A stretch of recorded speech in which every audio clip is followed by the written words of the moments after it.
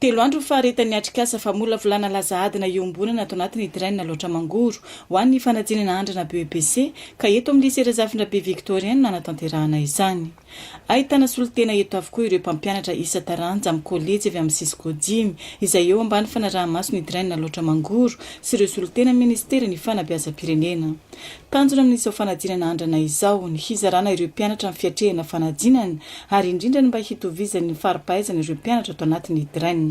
Izany hoe amin'ny akapobeany zany amin'ireo fanatanterana ny fanadinam-panjakana efa azo lazaina ho tsara fiomanana ny teny Idraine loatra mangoro ho an'ny CEPS BEPC satria manao andrana indroa izy ireo ny lohany tena etrehan'izy ireo ny fanadinam-panjakana. Ho an'ny ministera ny fanabeazam-pirenena dia misy ny lamina sy fitsipika arahina mandritra izao famola volana lazaadina izao ary mizotra ny tsakany sy andavana izany tamin'ny andro voalohany.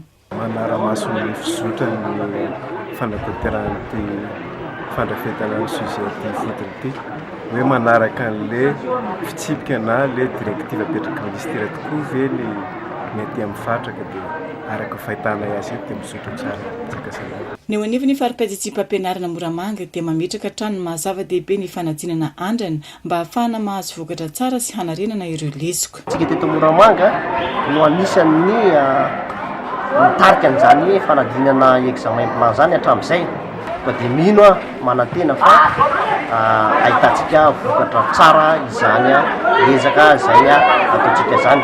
Samy efa nanatanteraka fanadinana BEPC andrana voalohany avokoa ireo Cisco Dimy ato anatin'ny Idraine loatra mangoro ka tsy farany arak'izany no hiraisana mialohan'ny tena hiatrehana ny lazaadina ara-panjakana.